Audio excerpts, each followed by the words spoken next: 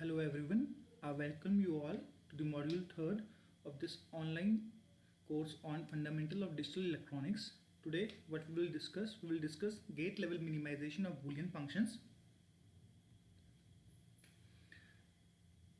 Firstly, we will discuss simplification and minimization of Boolean function using map method.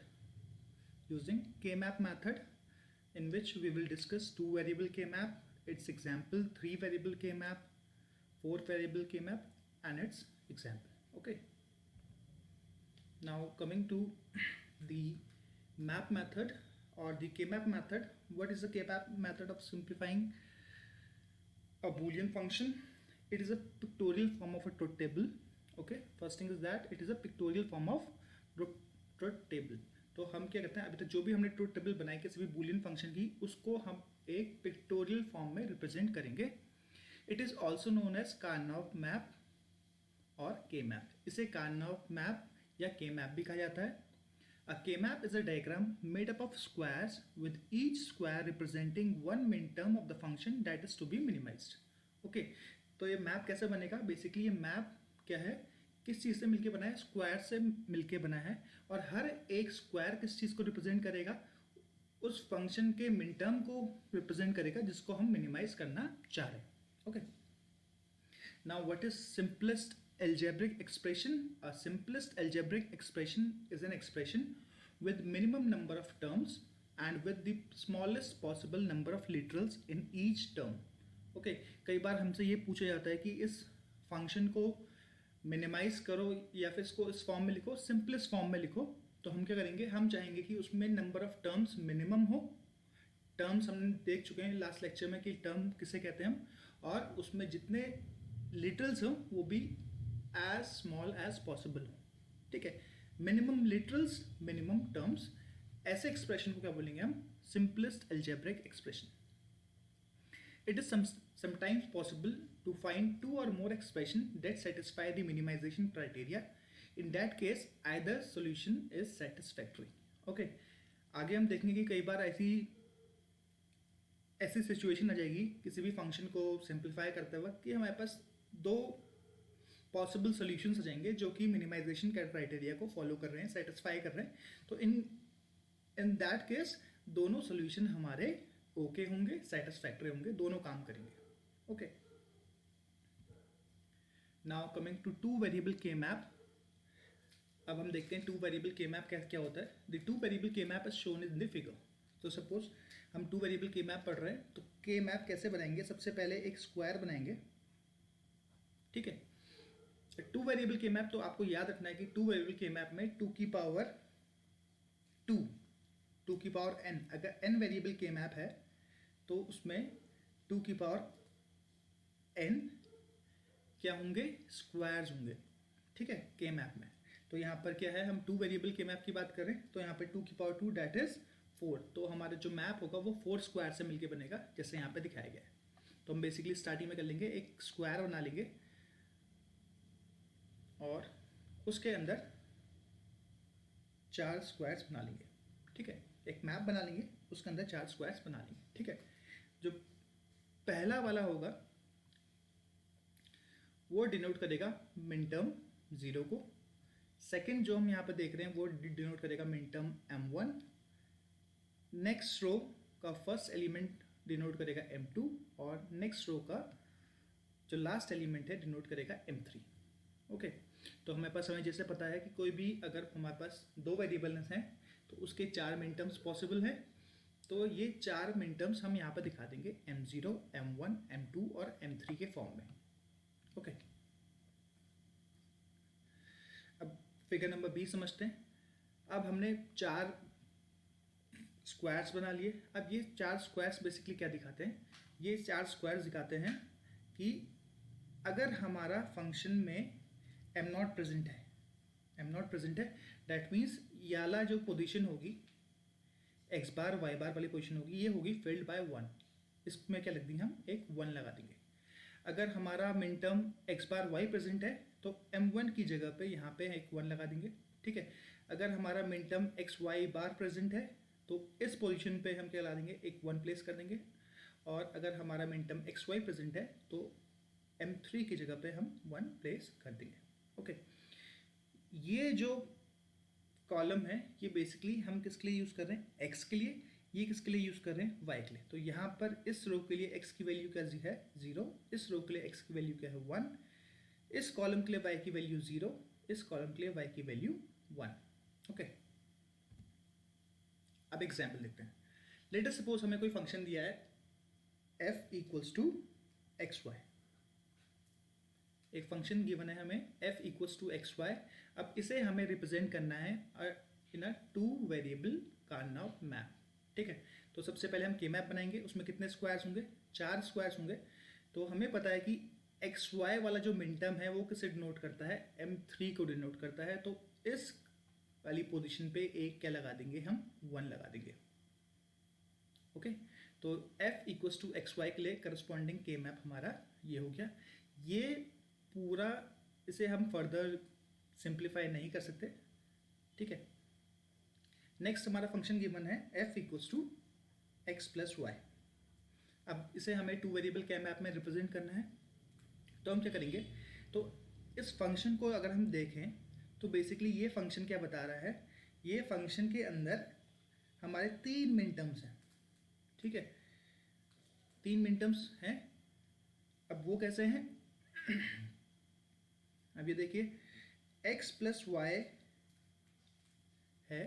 ठीक है, तो या फिर ये 1 कब होगा, हमें ये देखना है ये 1 कब होगा। ठीक है, तो 1 कब होगा, जब x इक्वल्स टू 1 होगा। ओके, या y इक्वल्स टू 1 होगा, या x भी और y भी दोनों साथ साथ 1 होंगे। ओके, एल्स क्या होगा, ये फंक्शन क्या होगा, 0 होगा। तो बेसिकली इस फंक्शन को 1 होने के लिए, जो हमारे पास फंक्शन है x plus y equals to 1, इसको 1 होने के लिए हमारे पास यहाँ पे 3 मिन टर्म्स हैं, जो कि मिन टर्म है हमारे पास। पहला मिन टर्म जो था हमने कहा था x होना चाहिए। ठीक है, तो हम उसे कैसे लिखेंगे, एक्स वाई बार, मतलब x है y नहीं है। ओके, दूसरा मिन टर्म होना चाहिए हमारे पास x नहीं है y है, तो x बार y। ओके, और तीसरा मिन टर्म क्या है हमारे पास, x भी है और y भी है, इसे हम डिनोट करेंगे xy। जो मैंने आपसे बोला x प्रेजेंट नहीं है y प्रेजेंट है, that denotes m1। Okay, x present है y प्रेजेंट नहीं है, that denotes m2, and x भी है y भी है, that represents min term m3। ठीक है, तो अब इन 3 मिन टर्म्स को हम इस के मैप में प्लॉट कर देंगे। अभी हमारे पास ब्लैंक के मैप होगा स्टार्टिंग में। तो सबसे पहले हम मिन टर्म 1 की जगह 1 प्लेस कर देंगे, मिन टर्म 2 की जगह 1 प्लेस कर देंगे, एंड मिन टर्म 3 की जगह 1 प्लेस कर देंगे। ओके, ठीक है। तो अब आती है इसे सिंप्लीफाई करने की बात। इसको सिंप्लीफाई कैसे करें, इसके सिंप्लीफिकेशन के लिए हम क्या देखेंगे, हम इन स्क्वायर्स की ग्रुपिंग करेंगे। ओके, जो भी हमने ये स्क्वायर्स बनाए हैं इनकी क्या करेंगे, ग्रुपिंग करेंगे। तो हमारे पास कितने वंस हैं, 1 1 1, 3 वंस हैं। अब देखिए यहाँ पर अभी ग्रुपिंग किस हिसाब से करेंगे, ग्रुपिंग हम हमेशा एडजेसेंट स्क्वायर्स में करेंगे, एडजेसेंट स्क्वायर में करेंगे। जैसे आपका min term 1 is grouped with min term 3, हमने एक ग्रुप ये बनाया है। ठीक है, और दूसरा जो ग्रुप हमने बनाया है min term 2 is grouped with min term 3, एक ग्रुप हमने ये बनाया। ठीक है, तो यहाँ पे बेसिकली 2 के ग्रुप बन जाएंगे, 2 स्क्वायर के ग्रुप बन सकते हैं एट मैक्स, क्योंकि ये वाली पोजीशन खाली है। तो एक ग्रुप ये, एक ग्रुप ये। तो बेसिकली अगर मैं ये वाला ग्रुप देखूं, दिस वन, ये किसको डिनोट कर रहा है, यहाँ पे x हमेशा 1 है, y चेंज कर रहा है फ्रॉम 0 टू 1। तो बेसिकली इस वाले ग्रुप का नाम क्या हो गया, x। ओके, अब ये वाले कॉलम को अगर मैं देखूं तो इस कॉलम में y इज ऑलवेज 1, क्या चेंज कर रहा है, x चेंज हो रहा है from 0 to 1।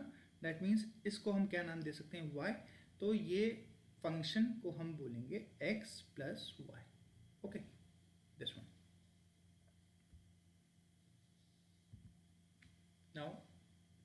three variable K-map. A three variable K-map is shown in figure 3.3. अब बात आती है थ्री वेरिएबल के मैप की। तो थ्री वेरिएबल के मैप में कितने स्क्वायर्स होंगे? 2 की पावर 3 दैट इज 8। तो इसको बनाने का तरीका ये है, ठीक है, M0, M1, M2, M3, M4, M5, M6, M7। अब इसमें एक चीज़ आप नोट कीजिए, M0, M1 के बाद M2 नहीं है, इसके बाद है M3, M2 एक छोड़ के है, ठीक है। ऐसे ही नेक्स्ट रो में M4, M5, M6, M7, okay. आप एक साथ मत लिखिएगा M0, M1, M2, M3, M4, M5, M6, M7। अगर आप ऐसे लिखते हैं तो ये गलत हो जाएगा। M1 के बाद है M3 और M5 के बाद है M7, ओके। देयर आर 8 मिन terms for 3 binary variables, therefore the map consist of 8 squares. ये हमने देख लिया है। 3 बाइनरी वेरिएबल्स के लिए कितने मिन टर्म्स होंगे? 8 मिन टर्म्स होंगे, ठीक है। तो उसके करस्पॉन्डिंग मैप में कितने स्क्वायर्स होंगे? 8 स्क्वायर्स होंगे, ठीक है। अब इसमें नोट है, the min terms are not arrange in binary sequence. जैसा हमने कहा कि ये बाइनरी सीक्वेंस में नहीं है, एक के बाद एक नहीं है, ठीक है, but in a sequence similar to Gray code. अब हमने ग्रे कोड पढ़ा हुआ है, ये जो हमने अरेंजमेंट किया है मिन टर्म्स का, ये बेसिकली ग्रे कोड को फॉलो कर रहा है, ठीक है। ग्रे कोड क्या था? जब आप एक नंबर से नेक्स्ट नंबर पे जाओ तो क्या होता है? सिर्फ और सिर्फ एक बिट चेंज होती है, ओके। तो हम यहाँ पर देखेंगे, इसके लिए हम कैसे लिखते हैं? इस वाले कॉलम को हम दिखाएंगे x से और इस वाली रो को हम डिनोट करेंगे y z, ठीक है। तो ये 0 हो गया, ये इस रो के लिए x हो गया 1, 0 0 0 1 1 0 1 1। अब देखिए, जो मैं आपको बताना चाह रहा था कि ये जो ग्रुपिंग है, ये जो मिन टर्म्स को हम ग्रुप कर रहे हैं, यहाँ पर लिख रहे हैं, ये ग्रे सीक्वेंस कैसे फॉलो कर रहा है। आप M0 से M1 जाएंगे तो सिर्फ एक बिट चेंज हो रही है, देखिए 0 0 सेम है, 0 1 एक बिट चेंज हुई, ठीक है। अब M1 से M3 जा रहे हैं तो 0 1 एक बिट चेंज हुई, 1 1 सेम रहा, तो एक बिट यहाँ चेंज हुई, एक बिट यहाँ चेंज हुई। अब नेक्स्ट हम यहाँ से यहाँ जाएंगे तो 1 से 1 सेम रहा, 1 से 0, तो एक बिट यहाँ पे चेंज हुई। तो ये बेसिकली बाइनरी सीक्वेंस फॉलो नहीं करता है, जैसे हम मिन टर्म्स यहाँ पे लिखते हैं, ये बेसिकली ग्रे सीक्वेंस फॉलो करता है, ओके। अब मेरे पास क्वेश्चन है, सिंप्लीफाई अ बूलियन फंक्शन। एक फंक्शन गिवन है f of x y z equals summation of 2 3 4 and 5। इसको हमें सिंप्लीफाई करना है यूजिंग के मैप। तो बेसिकली ये कितना वेरिएबल के मैप है? 3 वेरिएबल्स है। तो इसमें हम एक मैप बनाएंगे जिसमें कितने स्क्वायर्स होंगे? 2 की raise to power 3 that is 8 squares. वो कुछ इस तरीके का बनेगा, ठीक है। समेशन हमें बता रहा है कि जो हमें फंक्शन दिया है किसके टर्म में दिया है? मिन टर्म के फॉर्म में दिया है, ठीक है। ये समेशन हमें बता रहा है कि जो हमें फंक्शन गिवन है किसके टर्म्स में दिया है? मिन टर्म्स के टर्म में दिया है। तो बेसिकली यहाँ पर कौन कौन सा मिन टर्म प्रेजेंट है? Min term number 2, min term 3, min term 4 and min term 5। तो इनके करस्पॉन्डिंग इनकी पोजीशन में हम क्या कर देंगे? 1 प्लेस कर देंगे, 2 3 4 एंड 5, ओके। अब बात आती है यहाँ पे ग्रुपिंग कैसे करेंगे। अब इसे मिनिमाइज कैसे करेंगे? हमने के मैप बनाया, ठीक है, मिन टर्म्स को प्लेस किया, 1 को प्लेस किया, ठीक है। अब इसे सिंप्लीफाई कैसे करेंगे? सिंप्लीफाई के लिए मैंने आपसे कहा था कि हम बेसिकली ये करते हैं, ग्रुपिंग्स करते हैं एडजेसेंट स्क्वायर की, ठीक है। तो यहाँ पर आप कैसे ग्रुपिंग कर सकते हैं? देखिए, पहले सबसे पहले इसे देखिए, एक 1 यहाँ पर है, एक 1 यहाँ पर है। तो बेसिकली हम इन दो को ग्रुप कर सकते हैं एक में, ठीक है। एक ग्रुपिंग ये पॉसिबल है, ओके, और दूसरी ग्रुपिंग ये पॉसिबल है, ठीक है। आप ऐसी ग्रुपिंग नहीं कर सकते, ऐसी ग्रुपिंग नहीं कर सकते क्योंकि बेसिकली यहाँ पर भी वही लॉजिक चलता है। जब भी आप उन्हीं एडजेसेंट स्क्वायर्स को ग्रुप करोगे जिनमें सिर्फ एक बिट का डिफरेंस होगा, ओके, 1 बिट डिफरेंस होगा, बाकी आप नहीं कर सकते। लेट अस सपोज हम इनको ग्रुप करना चाहें, M3 और M5, M3 और M5 को ग्रुप करना चाहें तो ये मिन टर्म क्या है? 0 1 1, और ये मिन टर्म क्या है? 1 0 1, ठीक है, क्या है 0 1 1 एंड 1 0 1। तो बेसिकली अगर हम इनको ग्रुप करना चाहें तो ये नहीं होंगे, क्योंकि यहाँ पे क्या है हमारे 2 बिट चेंज हो रहे हैं। ठीक है, एक 0 से 1, एक 1 से 0, 0 से 1, 0 से 1 एंड 1 से 0। ठीक है, तो ये ग्रुप पॉसिबल नहीं है। ठीक है, सिर्फ वही ग्रुप पॉसिबल होंगे जहाँ पे सिर्फ एक बिट का डिफरेंस होगा। ओके, तो एक ग्रुप हम ये देख चुके थे, एक ग्रुप क्या बन जाएगा, ऐसे ही सिमिलरली एक ग्रुप ये बन जाएगा। ठीक है, अब इस ग्रुप का नाम क्या होगा, इस ग्रुप को हम क्या बोल सकते हैं, इस ग्रुप को हम बोल सकते हैं, यहाँ पर हमें देखना पड़ेगा कि x की वैल्यू क्या है इस पूरी रो के लिए, इस पूरे ग्रुप के लिए क्या है 0, that means x bar. Okay, और इस ग्रुप के लिए y क्या है, ट्रू है, y is always 1, z is changing from 1 to 0, तो y सेम है और x भी सेम है। x क्या है 0, y क्या है 1, दैट मीन्स इस ग्रुप को हम क्या नाम दे सकते हैं, x बार y। ओके, अब इस ग्रुप में आते हैं। इस ग्रुप में क्या है, x is same, x is always 1 for this row, for this group, and y is always 0। Okay, z is changing from 0 to 1, तो इस ग्रुप को हम क्या नाम दे सकते हैं, इस ग्रुप को हम नाम दे सकते हैं x is present so x, y is absent so y bar, x y बार। तो बेसिकली इस फंक्शन को हम K-मैप से मिनिमाइज करके लिख सकते हैं f equals to x bar y plus x y bar. Okay,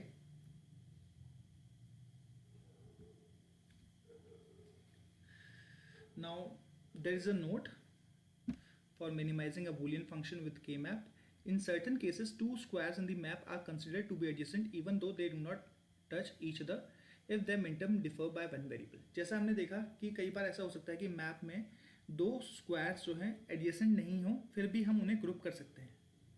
यहाँ पे ये दोनों क्या हैं, स्क्वायर्स एडजेसेंट हैं, ये हमने ग्रुप कर दिया। कई बार ऐसा हो सकता है कि दो स्क्वायर्स, जैसे अगर यहाँ पे 1 प्रेजेंट होता तो हम बेसिकली इसको और इसको ग्रुप कर लेते, इधर को और इधर को, ये एक ग्रुप बन जाता।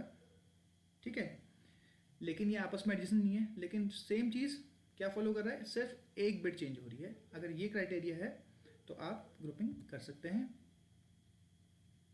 If there min term differ by one variable. Okay, one square represent one min term giving a term with 3 literal. ठीक है, अगर हमारे पास एक स्क्वायर है, सिर्फ एक 1 है, तो ये क्या डिनोट कर रहा है, एक मिन टर्म डिनोट कर रहा है। ठीक है, और इसमें कितने लिटरल्स हैं, बेसिकली इसमें 3 लिटरल्स है। अगर सिर्फ इसकी बात करूं, सिर्फ वाले 1 की बात करूं, तो इसमें क्या क्या लिटरल्स हैं, x bar y z, 3 literals इसमें हैं। x प्रेजेंट नहीं है तो x बार, y प्रेजेंट है, z प्रेजेंट तो y z, x bar y z। Okay, two adjacent square represent a term with 2 literals। अब ये दो adjacent square हैं, ठीक है, ये एक टर्म रिप्रेजेंट कर रहा है विथ 2 लिटरल्स, जैसा हमने देखा अभी। ये एक स्क्वायर है, एक ग्रुप है विथ एडजेसेंट स्क्वायर, ये पूरा क्या कर रहा है, एक टर्म रिप्रेजेंट कर रहा है। कितने लिटरल्स हैं इसमें, 2, x bar y। 4 adjacent square represent a term with 1 literal। For example, अगर हमारे पास यहाँ पे भी 1 होता और यहाँ पे भी 1 होता, ओके, समझने की कोशिश कीजिए। अगर यहाँ पर ही 1 होता, यहाँ पर ही 1 होता, तो हमारे पास बेसिकली यहाँ पर क्या होता है, 4 स्क्वायर्स एडजेसेंट होते हैं एक केस में। ठीक है, तो इस केस में नंबर ऑफ लिटरल्स क्या होते, बताइए, नंबर ऑफ लिटरल्स होते 1। Okay, 4 adjacent squares represent a term with 1 literal। कैसे, अगर इसकी बात करें, अगर यहाँ पे 1 1 होता तो बेसिकली क्या होता, x चेंज हो रहा है, y चेंज हो रहा है, y सॉरी सेम है, क्या चेंज हो रहा है, z चेंज हो रहा है, x चेंज हो रहा है। इन चारों में देखें तो x तो चेंज हो रहा है, z भी चेंज हो रहा है, क्या चीज़ सेम है, y सेम है। तो अगर ये पूरे का पूरा 4 का एक हमारा ग्रुपिंग होता तो इसको हम क्या नाम रखते, इसका हम नाम रखते y। ओके, तो उसमें कितना लिटरल होता? सिर्फ एक लिटरल होता। Next, adjacent squares, 8 adjacent squares encompass the entire map and produce a function that is always equal to 1. Let us suppose यहाँ पर सारे के सारे वंस होते हैं, सारे के सारे वन होते हैं, तो हम उन सबको ग्रुपिंग करके कर सकते थे, उन सब की ग्रुपिंग कर सकते थे। उसमें कितने स्क्वायर्स हो जाते? 8 स्क्वायर्स हो जाते। तो the function becomes always true. तो ऐसा फंक्शन क्या होता है? हमेशा ट्रू होता, जिसकी वैल्यू क्या होती है? हमेशा 1 होती। Okay, now coming to 4 variable के मैप। अब 4 वेरिएबल के मैप कैसे बनता है? 4 वेरिएबल के मैप हमारा ऐसे बनेगा। सेम चीज़ हम ग्रे सीक्वेंस फॉलो करेंगे। M0, M1, M2, M3, M4, M5, M6, M7, एक रो स्किप करके M8, M9, M10, M11, 12, 13, 14, 15। ठीक है, थर्ड कॉलम हम स्किप करते हैं, थर्ड रो हम स्किप करते हैं, आपको ये याद रखना है। ठीक है, मिन टर्म्स लिखते वक्त। ठीक है, तो अगर हमारे पास 4 वेरिएबल हैं तो बेसिकली इस पूरे के मैप में कितने मिन टर्म्स होंगे? 16 मिन टर्म्स होंगे या 16 स्क्वायर्स होंगे। किसके लिए? 4 वेरिएबल के मैप के लिए। ओके, अगर हमारे पास वेरिएबल है WX, YZ, तो WX को हम यहाँ पर रिप्रेजेंट कर सकते हैं 0, 0, 0, 1, 1, 0, 1, 1, और जो नेक्स्ट 2 वेरिएबल्स हैं YZ, इनको यहाँ रिप्रेजेंट कर सकते हैं 0, 0, 0, 1, 1, 0, 1, 1। ओके, ये इनके करस्पॉन्डिंग मिन टर्म्स हमने यहाँ पे लिख दिए। अब देखते हैं एग्जाम्पल 4 वेरिएबल के मैप का। अब हमें करना है simplify the Boolean function f(w(x,y,z). Given है हमारा कि फंक्शन में कितने वेरिएबल्स हैं? 4 वेरिएबल्स हैं। तो उसका के मैप अगर हम बनाएं तो कितने स्क्वायर्स का कितने मिन टर्म्स होंगे उसमें? बेसिकली 2 की पावर 4, दैट इज 16। तो के मैप में 16 स्क्वायर्स होंगे। वो कुछ इस तरीके का बनेगा। ओके, फंक्शन हमें गिवन है इक्वल्स समेशन ऑफ 0, 1, 2, 4, 5, 6, 8, 9, 12, 13, 14। समेशन मतलब हमें मिन टर्म्स गिवन है, तो हम सीधे इन मिन टर्म्स को प्लॉट कर देंगे। 0 में 1 रख दिया, मिन टर्म 1 में भी 1 रख दिया, मिन टर्म 2 में भी 1 रख दिया, ऐसे ही 4 में, 5 में, 6 में, 8 में, 9 में, 12 में, 13 में एंड 14 में। तो सारे वंस हमने प्लेस कर दिए। ठीक है, ये तो बात आ गई के मैप बनाने की। अब बात आती है इसे सिंप्लीफाई करने की। ठीक है, तो सिंप्लीफाई कैसे करेंगे? अब ये है हमारा 16 स्क्वायर्स का के मैप या फिर 4 वेरिएबल के मैप। तो यहाँ पे हमारे जो मैक्सिमम पॉसिबल ग्रुपिंग है वो 16 स्क्वायर्स की हो सकती है। 4 सब के सब 1 हो जाएंगे तो ये फंक्शन 1 हो जाएगा। ठीक है, तो बेसिकली यहाँ पे कितनी ग्रुपिंग पॉसिबल है? सबसे पहला बेस्ट केस में 16 स्क्वायर्स हम ग्रुप कर सकते हैं। सेकंड केस है कि हम 8 स्क्वायर्स को ग्रुप कर सकते हैं। ठीक है, थर्ड केस है हम 4 स्क्वायर्स को कर सकते हैं। ठीक है, फोर्थ केस है सिर्फ 2 स्क्वायर्स को ग्रुप कर सकते हैं, और लास्ट केस, वर्स्ट केस, हम किसी को ग्रुप नहीं कर सकते, सिर्फ और सिर्फ एक सिंगल स्क्वायर हमारे पास बचा है। ओके, तो हमारा मोटो होगा कि ज़्यादा से ज़्यादा स्क्वायर्स की ग्रुपिंग करना। ठीक है, तो देखिए यहाँ पर तो कुछ प्रेजेंट ही नहीं है, यहाँ पर सब जीरोज़ हैं। ठीक है, यहाँ पर कुछ नहीं है, तो बेसिकली यहाँ पर 16 की ग्रुपिंग तो नहीं हो सकती। ठीक है, अब 8 की देखते हैं। 1, 2, 3, 4, 5, 6, 7, 8, ये पूरे का पूरा एक ग्रुप है। ये वाला जो लाइटर शेड में दिख रहा है आपको, ये पूरे का पूरा हमने एक ग्रुप बना दिया है। अब ठीक है, एक ग्रुप बन गया है, तो एक ग्रुप तो हमारा बन गया विद 8 स्क्वायर। ठीक है, अब और देखते हैं अब कौन से वंस बच गए जो कि हमने अभी तक ग्रुपिंग नहीं की है। एक ये 1 बच गया, एक ये वाला और एक ये वाला। ठीक है, अब इनकी ग्रुपिंग कैसे कर सकते हैं? इनकी ग्रुपिंग करने के लिए अब ये 3 हैं, डैट मीन्स इन तीनों को तो हम एक साथ नहीं कर सकते। 2 की पॉसिबिलिटी है। एक पॉसिबिलिटी है कि हम एक ये 2 का बना दें और एक ये 2 का बना दें, लेकिन इससे भी अच्छी पॉसिबिलिटी हमारे पास है। अगर हम देखें M2, M6 और M0 M4 को अगर हम देखें तो ये 4 स्क्वायर्स मिला के, sorry, M0 M6 M2 M6 M0 M4 मिला के हम एक 4 का स्क्वायर, 4 का ग्रुप बना सकते हैं। ये 4 स्क्वायर्स मिला के M2 M6 M0 M4 मिला के एक ग्रुप बन गया। ठीक है, सेम रीजनिंग के संग M6 M14 M4 और M12, इससे क्या हुआ हमारा कि ये जो वंस थे ये भी हमने क्या कर लिए, मिनिमाइज कर दिए, इनको भी हमने सक्सेसफुली मिनिमाइज कर दिया। तो अब ऐसा कोई वन नहीं बचा जिसे हमने ग्रुप नहीं किया हो, तो बेसिकली अब इनको नेम देंगे। जो 8 वाला ग्रुप था इसका नाम क्या होगा बेसिकली, अब इसमें देखते हैं यहाँ पे हो क्या रहा है। यहाँ पे y इन 2 कॉलम्स में देखिए y is not present, y is always 0, z is changing. तो इतना तो श्योर है कि इसकी वैल्यू क्या है, y बार। यहाँ से क्या आ गया y बार। यहाँ पर देखिए इन चारों के लिए w भी चेंज हो रहा है और x भी चेंज हो रहा है। तो बेसिकली ये 8 का नाम, 8 की ग्रुपिंग का नाम क्या हो जाएगा, y बार। ओके, y बार, ये 8 की ग्रुपिंग का नाम। ठीक है, अब ये वाला ग्रुप देखते हैं M2 M6 M0 M4। ठीक है, इसमें क्या हो रहा है, W is absent, X is changing and Y is changing, Z is absent। तो बेसिकली ये वाले ग्रुप का नाम हम क्या लिख सकते हैं, फिर से देखते हैं। ये वाले ग्रुप में W is absent, ठीक है, तो हो जाएगा हमारा W bar, X is changing and इसमें क्या हो रहा है, Y is changing, Z is always 0, तो Z बार। तो इसका नाम हम रख देंगे W बार Z बार। X और Y दोनों चेंज हो रहे हैं, जो कि सेम रह रहे हैं वो हैं W और Z। W भी एब्सेंट है और Z भी एब्सेंट है, तो इस वाली ग्रुपिंग का नाम हमने रख दिया W बार Z बार। ठीक है, अब नेक्स्ट 4th वाली ग्रुपिंग हमारी कौन सी थी, ये और ये M6 M14 M4 और M12।